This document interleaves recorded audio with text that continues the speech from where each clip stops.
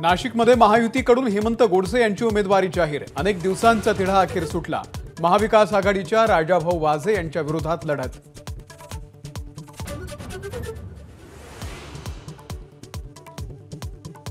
शिवसेनेकडून कल्याणमधून श्रीकांत शिंदे यांना उमेदवारी जाहीर, तर ठाण्यामधून माजी महापौर नरेश म्हस्के यांना मिळालं तिकीट।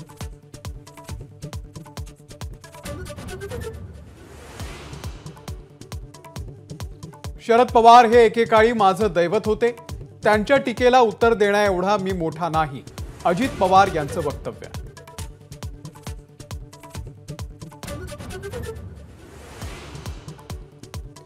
महाराष्ट्र दिनाच्या निमित्तानं राज्यपालांकडून शिवाजी पार्कवरती ध्वजारोहण।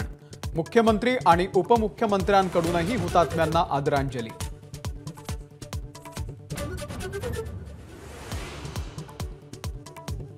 महाराष्ट्र दिनाच्या निमित्तानं राज ठाकरेंकडून हुतात्म्यांना आदरांजली।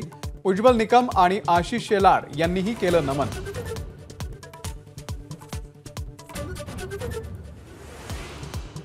अनुपमा फेम अभिनेत्री रुपाली गांगुली यांचा भाजपमध्ये प्रवेश।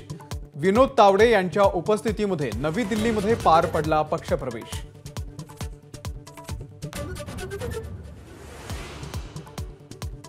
नवी दिल्लीमधील 100 शाळांमध्ये बॉम्ब ठेवल्याची धमकी।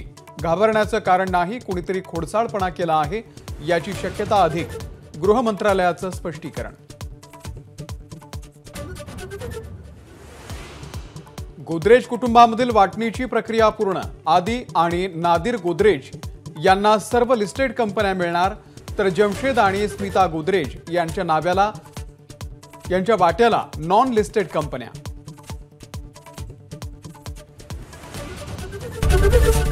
एबीपी माझा, उघडा डोळे बघा नीट।